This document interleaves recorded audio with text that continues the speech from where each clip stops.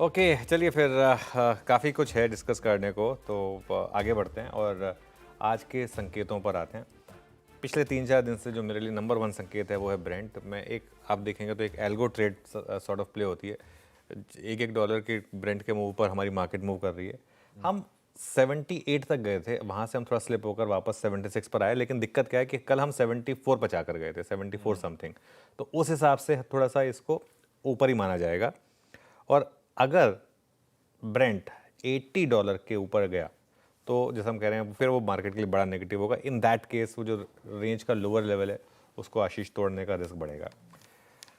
कल US market में भी गिरावट आई, लेकिन ऐसा कुछ नहीं हुआ जिसके लिए हम प्रिपेयर नहीं थे।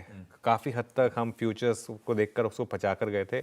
और अगर आप कल का यूएस का मार्केट का इंटरडे चार्ट देखेंगे तो वो जितना गिरा बस उसके बाद वो उसी लेवल पे स्टेबल रहा, कुछ ऐसा बहुत ज़्यादा उसके बाद इंक्रीमेंटल फॉलो थ्रू सेलिंग वहाँ पर नहीं आई। तो काफ़ी हद तक शायद आप इसको पचा कर गए हैं। उसके अलावा क्या हुआ, डॉलर इंडेक्स थोड़ा सा बढ़ा, 0.86% बढ़कर 99 पर पहुँचा। और वो इसलिए इंपॉर्टेंट है क्योंकि कल आप देखिए डॉलर रुपी वो भी एक बड़ा फैक्टर बन रहा है। ये भी एक रीज़न है कि आप इंडिविजुअल स्टॉक स्पेसिफिक फैक्टर्स देख रहे हैं, सेक्टर्स में इस तरह के मूव देखें। कल हम 86.24 के करीब बंद हुए और हम पिछले एक हफ्ते से आईटी पर एक पॉजिटिव व्यू लेकर चल रहे थे कि आईटी इस मार्केट में शायद आपको बचाएगा। और आप एक हफ्ते का चार्ट देखिए आईटी का, यहाँ एक शानदार मोमेंटम है। तो ये एक पॉकेट है एटलीस्ट जो आउट परफॉर्म कर रही है। एक हफ्ते का चार्ट रख दीजिए आईटी का, ये देखिए पिछले हफ्ते आई थिंक इसी टाइम पर हम पॉजिटिव हुए थे आशीष, वो फीलिंग आ रही थी जो, और 4.5% वहाँ से आईटी इंडेक्स भागा है और इसने मार्केट को कुछ हद तक संभाला है। इनफैक्ट अगर आईटी नहीं होता तो मार्केट इस समय उस रेंज के शायद लोअर एंड को टेस्ट कर चुका होता। रात में कुछ देर में हॉर्मा से डिटेल में बात करेंगे। रात में इजराइल ईरान का जो टेंशन है वो और बढ़ी और अमेरिका ने क्या किया वो इम्पोर्टेंट है। अमेरिका ने वहाँ पर और अपने एसेट लगा दिए हैं, जो मिलिट्री एसेट्स हैं वो लगा दिए हैं। अच्छा, अब एक चीज़ ये जो है ये क्लियर हो गई है कि ये लड़ाई जो है ना ये यूएस और ईरान की है। इजराइल एक मोहरा था।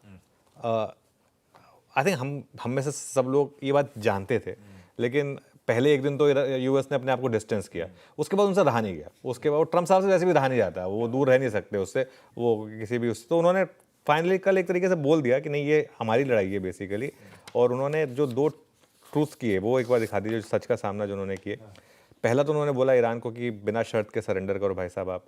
और दूसरा उन्होंने ये भी कहा कि हम जब चाहें आपके सुप्रीम लीडर को ख़त्म कर सकते हैं, हम अभी नहीं करना चाहते, फॉर नाउ हम नहीं करना चाहते।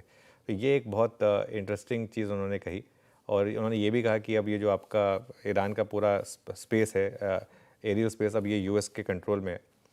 तो ये एक इम्पोर्टेंट, हाँ ये वाली जो लाइन थी ना, ये ही is an easy target but safe there, we are not going to take him out at least not for now. I think ये क्रूशल लाइन थी।